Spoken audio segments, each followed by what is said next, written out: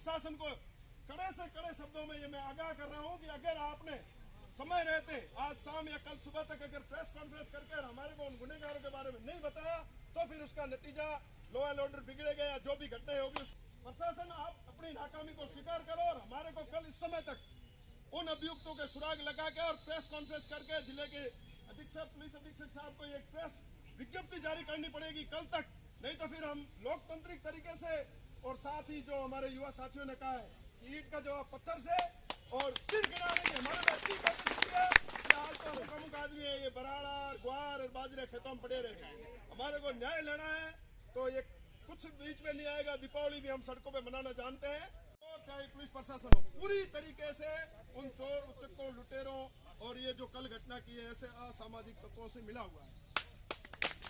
हनुमान सिंह जी हमारे पास बैठे हुए हैं, हमारे साथ बैठे हुए हैं। ये घटना जोधपुर संभाग में बहुत कम सुनने को मिलती थी। जोधपुर से आगे नागौर में ये घटनाएं घटित होती थी, अलवर में होती थी, धौलपुर में होती थी, फिर आगे आगरा यूपी। ये घटना यहाँ क्यों आई है? ये प्रशासन की एडमिनिस्ट्रेटिव और पुलिस दोनों प्रशासनों की नाकामी है। हरसाणी जितना इंटीरियर एरिया दुधेड़ा दुधेबेरी और मलवा के पास जाके ऐसी घटना घटित कर दे और वो घटना को कारित करने वाले 72 घंटों से हमारे से दूर है। अरे ऐसा तंत्र बना हुआ है, मैं बता सकता हूँ उस लोकेशन में उस टावर में उस दिन कितने नंबर अनजान थे, उनकी किससे क्या, चाहे कैसा भी होशियार है वो चोर अपनी चोरी के लिए निकलता है तब सावचेती पूरी करके निकलता है कि मैं चोरी को नहीं पकड़ने दूंगा या जो मैं घटना घटित, लेकिन कुछ ना कुछ सुराग वो छोड़ता है और पुलिस वालों को पता है किसने क्या घटना की है। मैं ये नहीं कह रहा हूँ कि कौन से समाज के वो थे, लेकिन वो असामाजिक तत्व थे जिन्होंने ये कायराना काम किया और भाई सबल सिंह को जिंदगी भर के लिए विश्वास बनाया। वो अपनी बेबाक आवाज मेरे खिलाफ लिखेगा तो मैं क्या उसको हाथ पैर तोड़ दूंगा। उसने सत्य बात रखी, वो अपनी पत्रकारिता करता था, कुछ भी करता था। ये बात सबल सिंह या राजपूत समाज की नहीं है।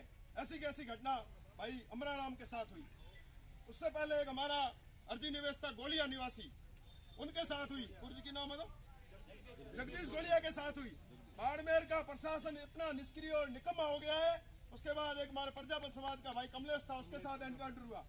ये घटनाएं अपने आप में क्या सिद्ध कर रही है? अपने को सोचने की बात है। बहुत इन बुजुर्गों ने अपना समय निकाल दिया जो ये 5-7 साफे वाले बैठे, लेकिन अपने जो युवा है जो अभी 25 से 50 के बीच में जी रहे हैं, इनको ये अपने आप में चिंतन करना है सब समाज को कि बाड़मेर जैसी शांति प्रिय एरिया की आबू हवा को किसने बिगाड़ा है, किसके इशारे पे प्रशासन कुछ काम कर नहीं रहा है और किसके इशारे पे चल रहा है, ये आप देख लो। मैं तो पार्टी विशेष की यहाँ नाम नहीं लूंगा क्योंकि मेरे पे भी पार्टी का दबाव है, लेकिन मैं ये कह रहा हूँ कि गहलोत साहब अपनी कुर्सी के चक्कर में इस प्रशासन को पंगु बना के बैठे हैं। इस प्रशासन को सोचना पड़ेगा। गहलोत साहब आते रहेंगे, दूसरी प्रशासन चेंज होता रहेगा, लेकिन आपको जो नौकरी करनी है, आपको जो एडमिनिस्ट्रेशन की कुर्सी मिली है, इस कुर्सी का आपको इस जनता की इनके आप सेवक हो, न कि पार्टियों के गुलाम हो। तो इसलिए आपको अति शीघ्र, मैं तो ये कह रहा हूँ अब आपके पास सिर्फ 24 घंटे हैं।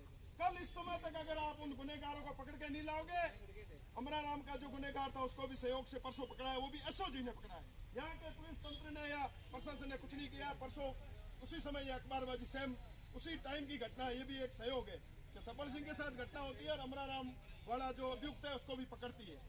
तो प्रशासन आप अपनी नाकामी को स्वीकार करो और हमारे को कल इस समय तक उन अभियुक्तों के सुराग लगा के और प्रेस कॉन्फ्रेंस करके जिले के अधीक्षक पुलिस अधीक्षक साहब को एक प्रेस विज्ञप्ति जारी करनी पड़ेगी कल तक, नहीं तो फिर हम लोकतांत्रिक तरीके से और साथ ही जो हमारे युवा साथियों ने कहा है कि ईंट का जवाब पत्थर से और सिर गिराने की हमारे में इतनी कोशिश है कि आज तो प्रमुख आदमी है ये बराड़ा और ग्वार और बाजरे खेतों में पड़े रहे।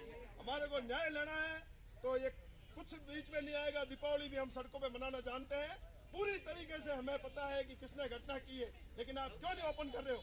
राजपूत हो सकते हैं, जाट हो सकते हैं, चारण हो सकते हैं, कोई भी जात का हो, गुनहगार होता है, उसकी कोई जात नहीं होती है।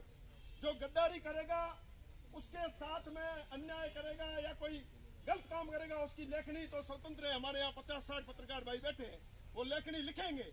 आज एक और किसी पत्रकार के साथ दुर्व्यवहार हुआ है, तो सच्चाई को सामने लाना ये लोकतंत्र का एक स्तंभ है पत्रकारिता। इससे आप चाहे कितना भी दबाओ, ये दबने वाली नहीं है। और मैं एक बार पुनः आप सबको ये पहली बात जो मैंने कही है कि एक मैसेज आ जाए, बाड़मेर मुख्यालय पे पहुंचना है और नहीं पहुंच रहे, ये वास्तव में शर्म की बात है। इनसे सीखो, हनुमान सिंह जी से। छोटी मोटी घटना होती है, मारवाड़ राजपूत सभा भवन से पावटा पावटा से डीजीएस जाम लग जाता है और वहां सिर्फ अपना एक समाज नहीं सर्व समाज इकट्ठा हो जाता है। यहाँ अपने को ये सोचने वाली बात है। परसों की घटना इतनी बड़े मीडिया और वायरल हुई, लेकिन अफसोस कि 50-60 लोग अमुक पहुंच पाए। लेकिन आइंदा ये सबक लेना अपने को पड़ेगा। एक जात की बात नहीं है, एक समाज की बात नहीं है, 36 कौम सर्व धर्म की बात है।